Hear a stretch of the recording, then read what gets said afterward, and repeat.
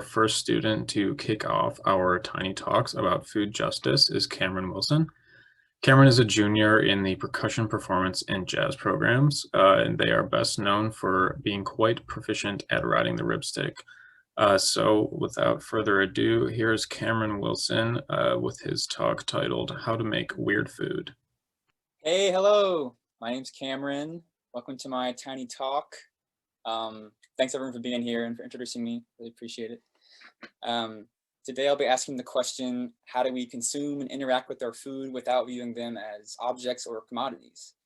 I think there's a lot to fix with how we interact with plants and animals, and a lot of large scale changes need to be made, but I think a lot of work has to happen inside our kind of individual hearts. And I think specifically a lot of that work is figuring out how to be mindful of the aliveness of the plants and animals who nourish us and give something back to them. So I work at a grocery store. I work at good old Trader Joe's. So I walk by frozen meals and chicken covered in saran wrap every day. I also give people legal ownership of food at the checkout counter. So this whole way we present food in grocery stores kind of makes it really easy and really comfortable to get food. So we don't really have to think about what it took to kind of get everything from the ground to our microwaves and ovens and stuff like that. And so this whole attitude is kind of already embedded in this language we all speak. In English, our grammar assumes that everything besides humans, and maybe like cats and dogs, are not a part of the living world. It's like humans and then the wild. So our cooking recipes might say something like, take the onion and cut it up. But that action would feel a lot different if we said, take the onion and cut her up or cut them up. But that kind of built-in objectification isn't how it is in all languages.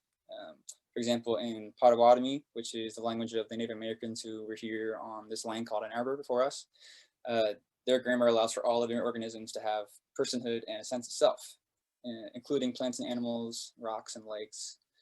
For example, there's a word for the noun strawberry, but that noun can also be conjugated as a verb that means to be a strawberry. So that kind of allows for the strawberry to exist and have a sense of self, and allows them to be a being, which is kind of unheard of in English. And it's kind of uncomfortable at first to refer to everything as alive because it forces you to more deeply deal with how you're interacting with it and how they give you life, but it can become very beautiful and very personally healing to interact with food in that way and give back its aliveness. It kind of invites you to ask oh, how can I give? You're giving so much to me, what can I do in return? So I think it's a really good first step to acknowledge the aliveness of the food, maybe say, literally talk to it and say, hey, how you doing? But I think in general, acknowledgement and gratefulness can be shown in a lot of ways, and it already is, through things like prayer and song and dance and creativity, I think are really big ones. So I have a lifetime of work to do with this for sure, but I'm just going to show you one way I've worked on connecting with my food and worked on having fun with my food, just through a song. And it's about me cooking and not being very good at it, but I have fun. It's a little excerpt, and it's called I Want to Make Weird Food.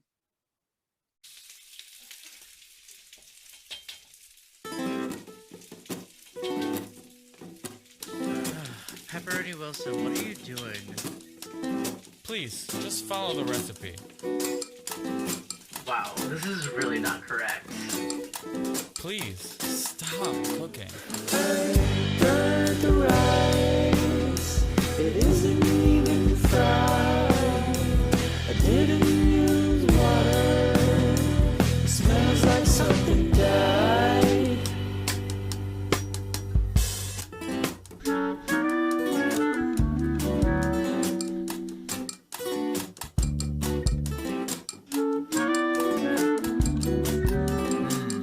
Smells pretty good. What if I made... Curry powder, broccoli, marshmallow burrito.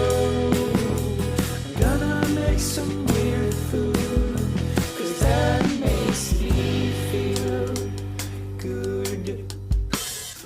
I cut the onion wrong, oh no. Oh God. I used too much cayenne and red pepper.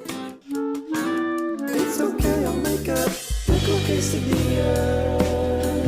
Nothing's filled with cheese. You just gotta believe. I'm begging you, please.